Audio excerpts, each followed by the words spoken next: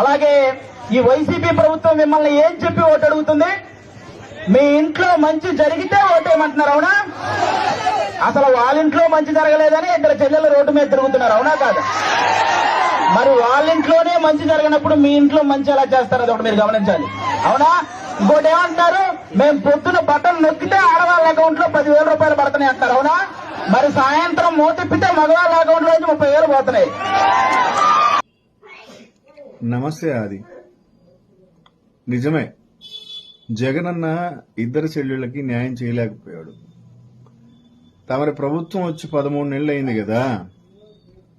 మీ ప్రభుత్వం ఏం పొడిచింది? జగనన్న చెల్లెళ్ళిద్దరిని దత్తత తీసుకున్నటువంటి పవన్ కళ్యాణ్ గారు ఈరోజు ఎందుకని వాళ్లతో సంప్రదింపులు జరపలేదు?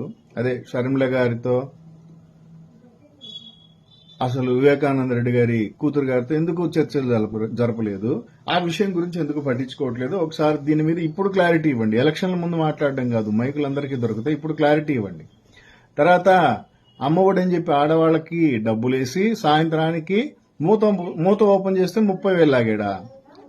15,000కే 30,000 లాగితే ఈరోజు ఎంతమంది పిల్లకాయలుంటే అంతమందికి డబ్బులు వేసినటువంటి మీ చంద్రబాబు నాయుడు గారు ఎంతెంత లాగుతున్నాడు? ఒకసారి బ్రాంచ్ షాపులకు పోయి అడిగితే మేలు. అంటే మీరు బ్రాంచ్ షాప్ దాకా పోరేమో, ఎవరన్నా పోయొచ్చేవాడు ఉంటారు కదా మీ తరఫున, వాళ్ళని అడగండి ఒకసారి ఎంత ఉంది, మందు రేట్ ఎంత ఉన్నది అని. ఇంకొకటి ఏంటంటే, మనం ఎలక్షన్ల ముందు సపోర్ట్ చేయడం కాదు, ఎలక్షన్లు అయిపోయిన తర్వాత మనము వకాల్తా పుచ్చుకుని గెలిపించినటువంటి పార్టీ జనాలకు ఏమాత్రం న్యాయం చేస్తున్నదనే దాని మీద కూడా శ్రద్ధ చూపించాలి. అది రాజకీయం అంటే. ఒక రాజకీయాల్లో ఎంటర్ అయినప్పుడు ఎక్కడ స్టేజ్ దొరుకుతుందా, ఎక్కడ మైకులు ఇస్తారా, ఎక్కడ జనాల చేత చప్పట్లు కొట్టించుకున్నామా అనే దాంతో ఆగిపోకుండా, ఆది గారు మీకే చెప్తున్నాను, కంటిన్యూ చేయాలి. అది ఒక ఎమ్మెల్సీ పదవి తీసుకోవడమో లేదా ఇంకా యాక్టివ్గా ఉండడమో, మీరు అంత కష్టపడి గెలిపించిన దానికి ఈరోజు మీ ఆనవాళ్లే లేకుండా ఉన్నాయి జనసేన పార్టీలో. అది చాలా డౌట్ గా ఉన్నది. అంటే మీరు పేమెంట్ తీసుకొని ప్రచారం చేశారో లేకుంటే ప్రేమతో ప్రచారం చేశారో కూడా డౌట్ వస్తున్నది. అది తర్వాత ఇప్పుడు మీ ముందున్నటువంటి ప్రశ్నలు ఏంటంటే, నిరుద్యోగ భృతి నెల నెలా 3,000 ఇస్తానని చెప్పారు.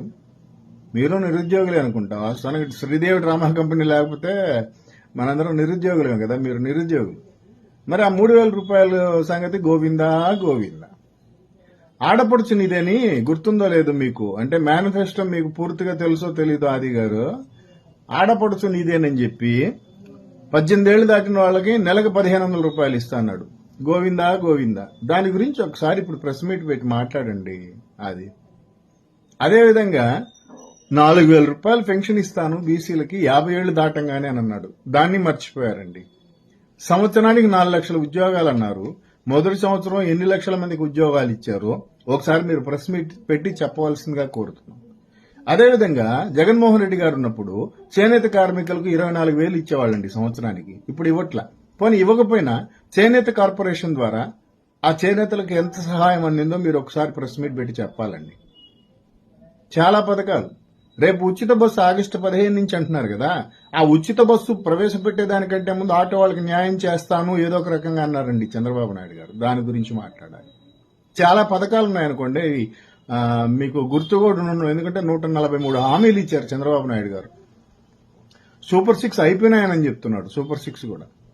ఇవన్నీ పక్కన పెడితే సుగాలి ప్రీతి కేసు ఎందుకు క్లోజ్ చేశారో అది మిమ్మల్ని డైరెక్ట్ గా ప్రశ్నిస్తున్నా. సుగాలి ప్రీతి కేసు ఎందుకు క్లోజ్ చేశారు, ఆ కుటుంబానికి ఎవరు న్యాయం చేశారు అనేది మీరు ప్రెస్ మీట్ పెట్టి చెప్పాలి.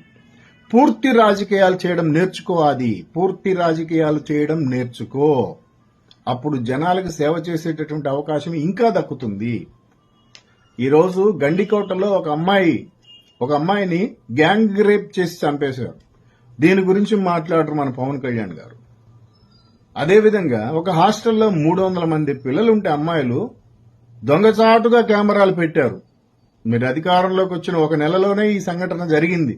దాని గురించి ఎలా కనీసం ఆ హాస్టల్కు పోయిన దాఖలాలు కూడా లేవు. 14 ఏళ్ల వయసున్న అమ్మాయిని వారం రోజులు రేప్ చేసి అమ్మాయి గర్భం దాల్చేలా చేశారు. వాళ్ళందరూ టీడీపీ వాళ్ళంట. దాని గురించి ఒక ప్రెస్ మీట్ మాట్లాడడం లేదు. పవన్ కళ్యాణ్ గారికి బాధ్యత లేకపోయినా ఆది గారు మీకు బాధ్యత ఉందని చెప్పి నేను అనుకుంటున్నాను. దీని గురించి ఖచ్చితంగా మాట్లాడాలి. మీరు బయట రావాలి. షోస్ చూస్తుంటారు అందరూ మీ షోస్, బట్ ఇక్కడ షో ఇచ్చారు కదా ఎలక్షన్ల ముందు, ఆ షో కాకుండా ఇప్పుడు జనాలకు పనికొచ్చేటటువంటి షో కూడా ఇవ్వాల్సిందిగా కోరుతున్నా. కనీసం పవన్ కళ్యాణ్ గారు పోయి పరామర్శించకున్నా మీరన్నా ఇలాంటి అఘాయిత్యాలు జరిగినప్పుడు పరామర్శిస్తారని, నిరుద్యోగులకు భరోసా ఇస్తారని చెప్పి కోరుకుంటున్నాను ఆది గారు. అదేవిధంగా జగన్మోహన్ రెడ్డి గారు అధికారంలో ఉన్నప్పుడు 45 ఏళ్లు దాటిన ఆడవాళ్లకి 18,750 రూపాయలు ఇచ్చేవాళ్ళండి. ఇప్పుడు ఆ పథకం కూడా లేదు. వాహన మిత్ర కింద ఆటో వాళ్ళకి 10,000 ఇచ్చేవాడండి. ఇప్పుడు అది లేదు. తోపుడు బండి పెట్టుకునే వాళ్ళకి 10,000 రూపాయలు ఆర్థిక సహాయం ఇచ్చేవాడండి. ఇప్పుడు అది లేదు. చాలా కార్యక్రమాలు ఉన్నాయి. ఓకేనా? పైగా తల్లికి వందనం అనే పథకము లోకేష్ గారు కనిపెట్టారంట. ఏ విధంగా కనిపెట్టారో మీరు ప్రెస్ మీట్ పెట్టి చెప్పవలసిందిగా కోరుతున్నాం.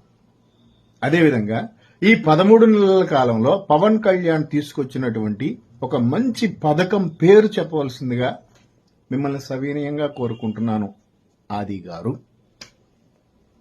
ఎందుకంటే మన ఆర్పీ చేసిన రాజకీయాలు చేయకుండా మీరు కొంచెం తెలియగలవాళ్ళు కాబట్టి మంచి రాజకీయాలు చేయాలని చెప్పి కోరుకుంటున్నాను. మీ రాజకీయ భవిష్యత్తు బాగుండాలని చెప్పి కోరుకునే వాళ్ళలో మీ నెల్లూరు సుబ్బు ఒకడు. Thank you very much. ఆది స్పందిస్తారని చెప్పి కోరుకుంటున్నాను.